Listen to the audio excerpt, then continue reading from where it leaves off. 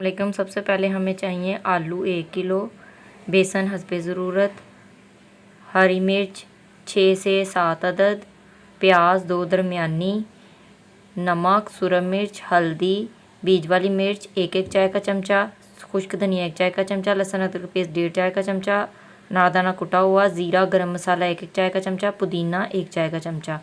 पुदीना जो है वो मैंने खुश्क लिया हुआ है, जो मेरे पास पड़ा हुआ था। आप इसको ताज़ा भी इस्तेमाल कर सकते हैं। सबसे पहले पैन में हम प्याज लेंगे, इसको हल्का सा हम फ्राई करेंगे। इसके बाद हम अदरक लहसुन का पेस्ट डालेंगे और हल्का सा इसको भून लेंगे। अदरक लहसुन का पेस्ट डालने के बाद हम इसमें तमाम मसाले जो एक प्लेट में मैंने रखे हुए थे वो इसमें ऐड कर देंगे। इसके बाद हम इसको हल्का सा फ्राई कर लेंगे। अनारदाना जो है वो मैंने कूट लिया था ताकि इसका जायका और दोबाला हो जाए। ये हम याद रहे आलू की टिक्की के लिए जो है वो मसाला तैयार कर रहे हैं। ये लीजिए हमारा मसाला जो है वो तैयार हो गया है।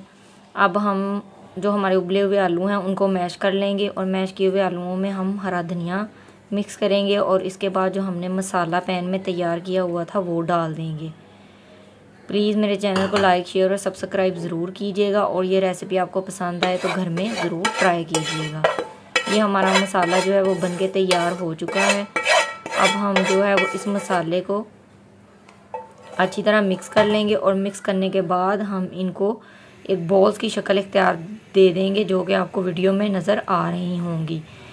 बेसन में मैंने नमक, सुरख मिर्च और ज़ीरा जो है वो 1 चाय का चमचा ऐड करके एक बैटर तैयार कर लिया है।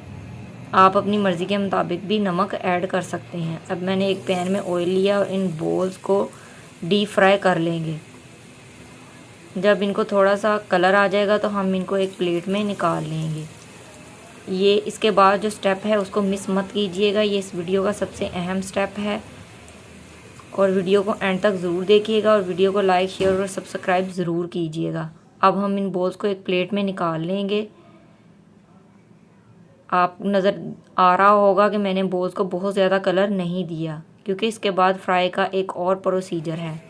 फिर हम एक प्लेट में एक पेपर लेंगे, पेपर के ऊपर हम इस बॉल्स को रखेंगे और इसके ऊपर फिर हम एक पेपर देंगे। इसको अच्छी तरह हाथ से प्रेस करेंगे ताकि एक टिक्की की शक्ल इख्तियार कर ले। टिशू आपने इस्तेमाल नहीं करना, पेपर इस्तेमाल करना है, क्योंकि पेपर टिशू की बनिस्बत हार्ड होता है। अब हम टिक्की को फ्राई करने के लिए पैन में डाल देंगे। जब इसका कलर आ जाए तो इसकी साइड चेंज कर लें। अब इसको आप 2 से 3 मिनट के लिए अच्छे से फ्राई करें। अच्छा सा कलर आने तक फ्राई होने दें। जब फ्राई हो जाए तो इसको एक प्लेट में डिश आउट कर लें। ये रेसिपी अपने घर में ज़रूर बनाइएगा। ये ढाबा स्टाइल आलू की टिक्की है, जो आम टिक्कियों से थोड़ी सी डिफरेंट स्टाइल में बनती है। अगर मेरी वीडियो पसंद आए तो इसको लाइक शेयर सब्सक्राइब ज़रूर कीजिएगा और ये वीडियो ट्राई